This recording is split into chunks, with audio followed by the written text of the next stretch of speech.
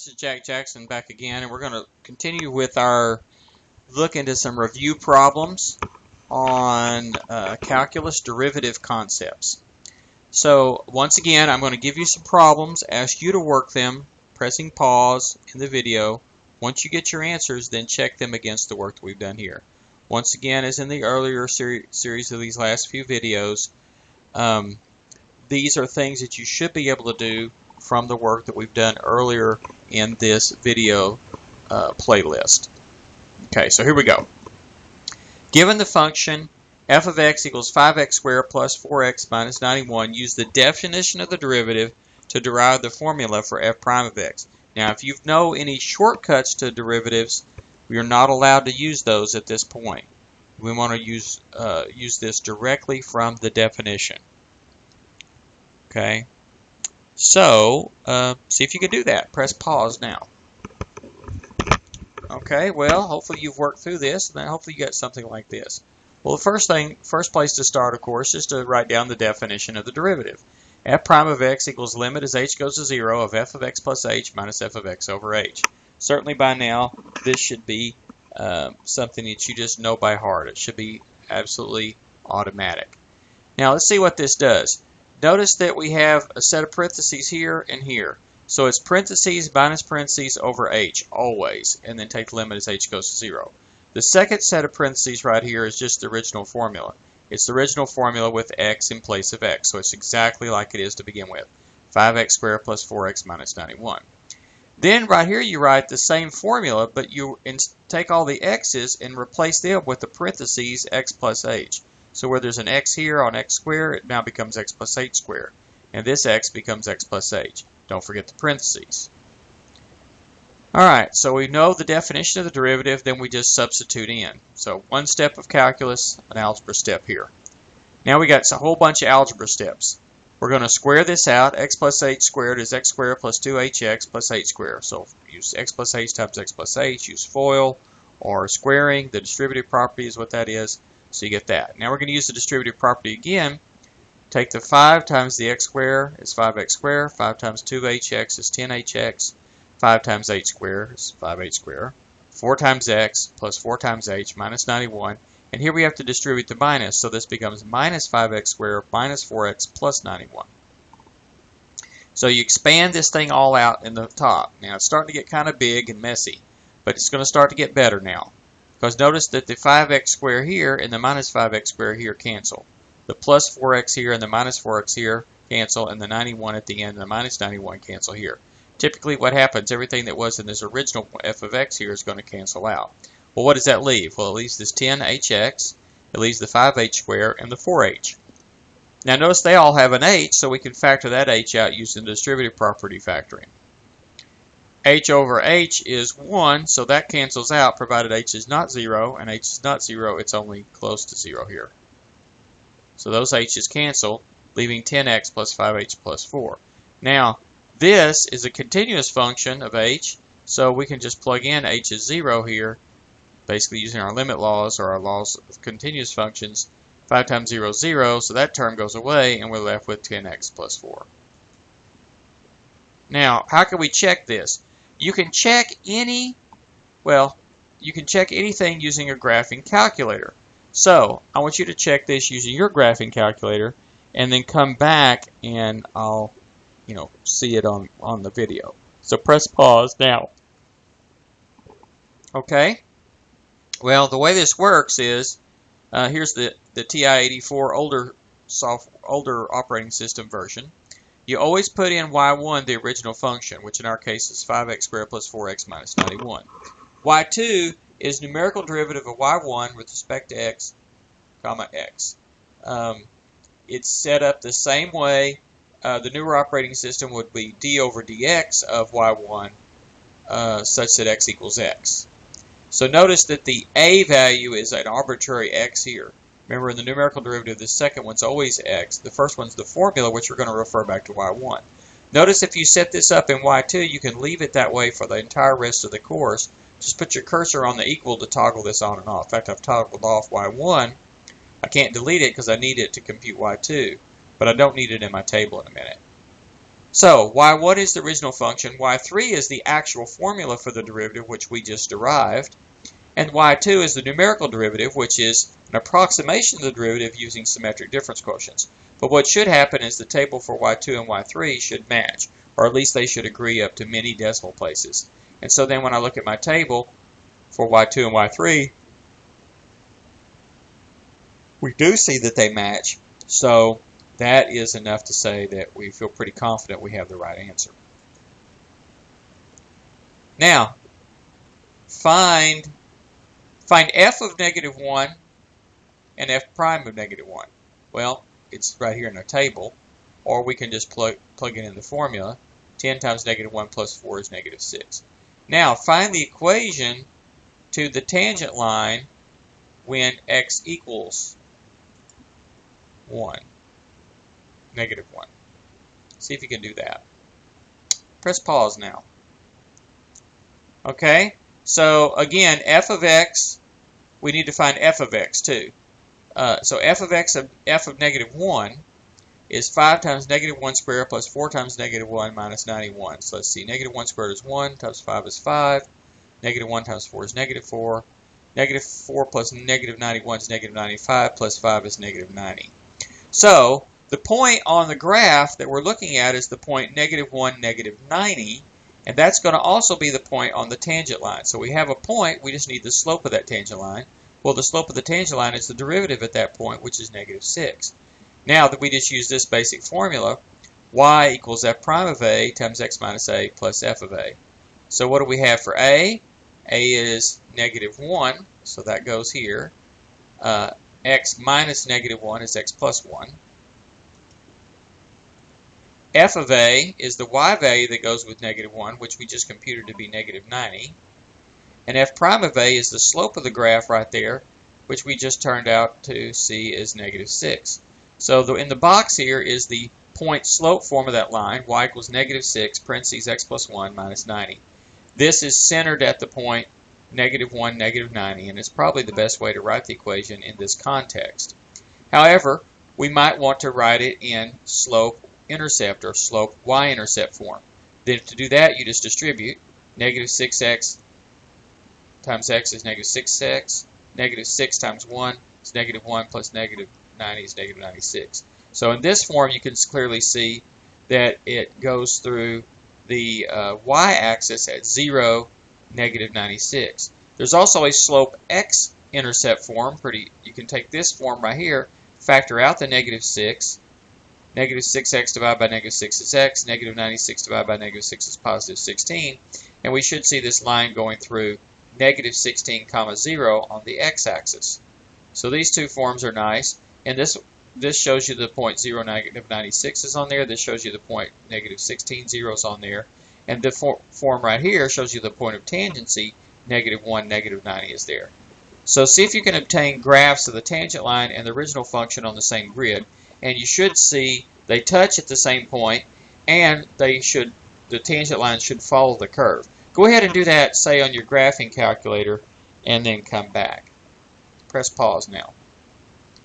Okay, well, hopefully you did this on your graphing calculator. Here I did it in Graphmatica. The blue graph is the graph of the original function. The red dot is the point -1, -90, and the tangent line is this purple line right here. And you see that it does look like that it touches that same point, and it does look like it follows the curve. If we were to zoom in closer here, you would see that they would follow each other pretty closely there. Now, use the definition of a derivative to find the formula for the second derivative function. Now let's see, let's go back up here. What was the formula for the derivative? Formula for the derivative was 10x plus 4. So f prime of x equals 10x plus 4. With that, find the formula for the second derivative. Press pause now. Well, we should be able to do this graphically. Note that f of x is 10x plus 4 is a line that has a slope 10 everywhere. So all the tangent lines and secant lines in the original function are all the same line. And that line has slope 10, so the derivative must be a constant function. Its derivative must be a constant function, which is f double prime equals 10. This is the derivative function. So its derivative is constant. So the second derivative is 10. This is exactly what we do get when we apply the limit definition. F double prime of x, by definition, is the limit as h goes to 0 of f prime of x plus h minus f prime of x over h. F prime of x is 10x plus 4. F prime of x plus h is 10 parentheses x plus h plus 4. Distribute here. 10x plus 10h plus 4. Distribute the minus 1 here. Negative 10x minus 4. The negative 4 and the plus 4 cancel. The negative 10x and 10x cancels, leave you 10h over h. The h's cancel, leaves you 10, and of course that limit is just 10. So that graph is going to be a horizontal line. Now graph all three. Well, let's do a formula for the third derivative. The second derivative is y equals 10, or f double prime of x equals 10. What's the derivative? Its derivative going to be? Well, the second derivative is a constant function, so its graph is a horizontal line. Horizontal lines have slope of 0 everywhere, so we have f triple prime is 0, and of course that is also what you get from the definition, because f triple prime of x is the limit as h goes to 0 of f double prime of x plus h minus f double prime of x over h. And both of these, f double prime of x is 10, and f double prime of x plus h is also 10. 10 minus 10 is 0. 0 divided by h, as long as h is not 0, is 0. Of course, h is not 0, it's only approaching 0. And the limit of that, of course, is 0. And in fact, can we graph all these functions together? F of x, f prime of x, f double prime, and f triple prime on the same coordinate system. Go ahead and do this. You can do it in your calculator if you want. Do it even better, do it by hand. And then come back and check your work in here in just a minute. Press pause now. Well, let's see what we see here. The original function is this blue parabola here. Its derivative is this red line here. Its derivative is a constant function, this green horizontal line here. And its derivative is the x-axis. And its derivative is also the x-axis. So the third, fourth, fifth, sixth, seventh, eighth, ninth, 10th derivatives on forever are all just y equals 0, the x-axis.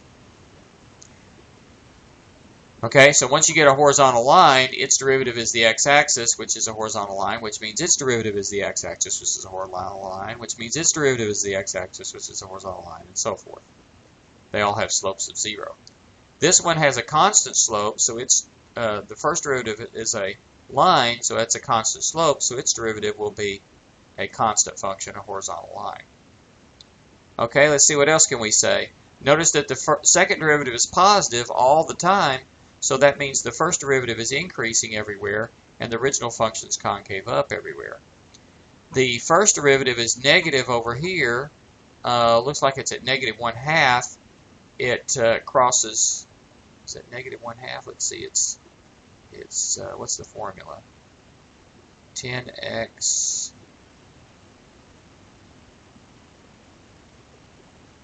Let's see. 10x plus 4. When is that equal to 0? It's at negative 4/10, negative 0.4, not 0.5, but negative 0.4.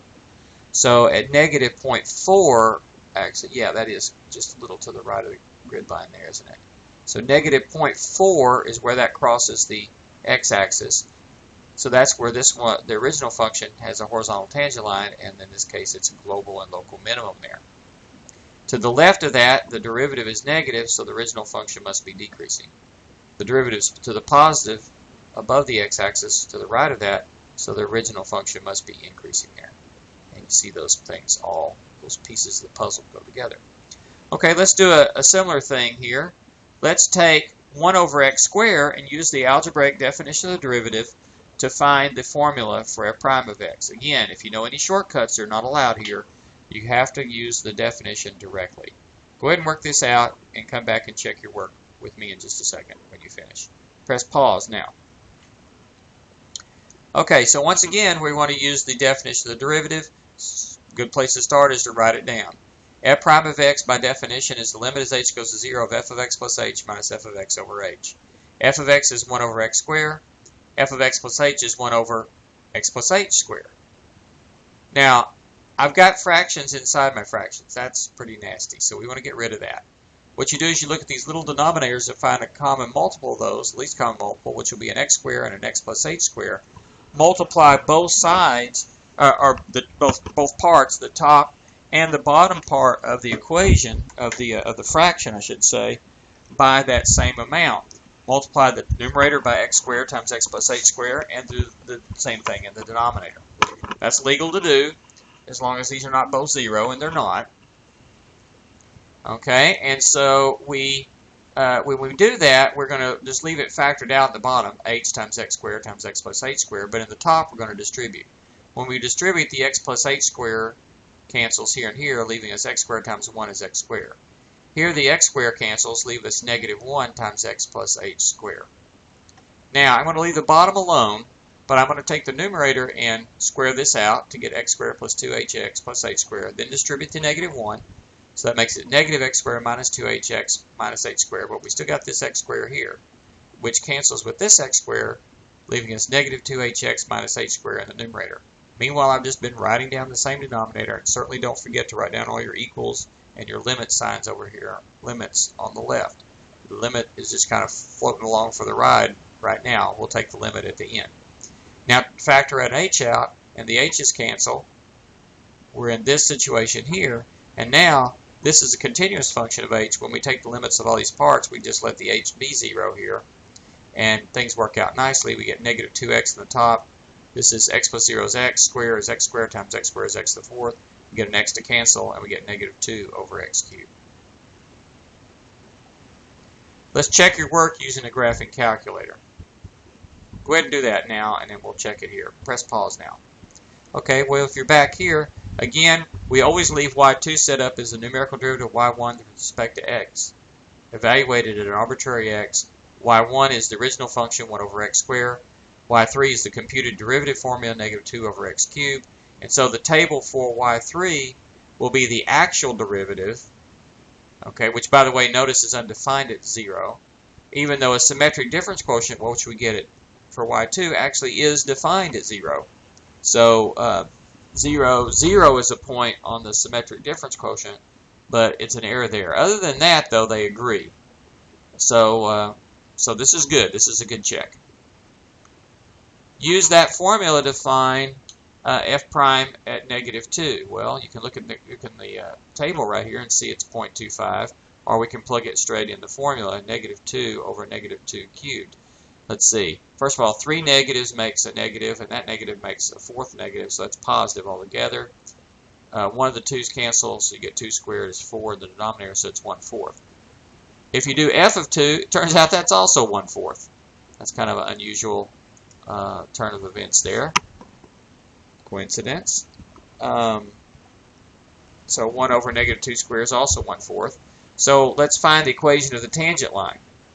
Well, we use this basic formula. Y equals the slope, f prime of a, times x minus a, plus f of a. It's just the slope-intercept form, the point-slope form of a line. F of a is this 1/4 right here, which is going to go right here, 1/4. A, of course, is 2, negative 2, but minus a negative 2 is plus 2. And f prime of a is this 1/4 here, which is the coefficient. So there it is in point-slope form, which is probably the best in this context. But we could also put it in slope y-intercept form by distributing 1/4 x plus, let's see, 2 times 1/4 is 2/4 plus 1/4 makes 3/4. Or factor out the 1/4 here, and it's 1/4 times x plus 3. So the bottom one here is the slope x-intercept form, so you can clearly see that if you put in x is negative 3, y is 0. So this is negative 3, 0 is a point on the graph of the tangent line. This one shows you that if x is 0, y is 3/4, so 0, 3/4 is a point on the tangent line. And of course this one shows you the point of tangency, negative 2, 1/4 is a point on the tangent line, and that tangent line has slope of 1/4. If we graph these together, here's the original function in blue. The red point is the point of tangency that's on both the graph of the original function and the tangent line. You see the tangent line goes through there. If we zoom in on this part of the graph, we see that the graph does look very much like its tangent line, which is what it should do. What if we graph the original function and its derivative together? Let's do that. Okay. So the blue function is f of x, the red one is f prime of x. Now let's see what we see here. Well, let's see. Notice that in the second quadrant, when x is negative, no matter where you are, notice that because of the even power there, 1 over x squared, the blue graph is always above the x-axis. Okay, so it's always a positive value for the original function. But over here in the second quadrant, where x is negative, the original function is increasing. So that means its derivative is positive above the x-axis. However, in the first quadrant, the original function is decreasing, so the derivative should be negative, puts it down here in the fourth quadrant. This is concave up in both cases. So the original function is concave up. So that means the derivative function should be increasing. It's increasing on this piece, and it's increasing on this piece. The original function has a vertical asymptote. When that happens, its derivative is going to have a vertical asymptote, and the second derivative is going to have a vertical asymptote, the third derivative is going to have a vertical asymptote, and so forth. So, and that happens at the same place. So the y-axis, x equals 0, is a vertical asymptote. The function's undefined there, so is its derivative and second derivative, and so forth. And not only that, it's a vertical asymptote of the first derivative, and also of the second derivative. The second derivative is going to look a whole lot like the original function. Okay, what else? Okay, as you go far out to the right, the original function has a horizontal tangent line, and so that means it's getting nearly horizontal, which means it's getting a slope of nearly 0, which means this derivative function is going to level out towards 0 as well. Same thing's true over here on the far left.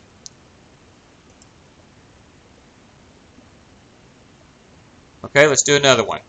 F of x equals 5 over 2x minus 5. Use the definition. No shortcut from this to find the derivative there.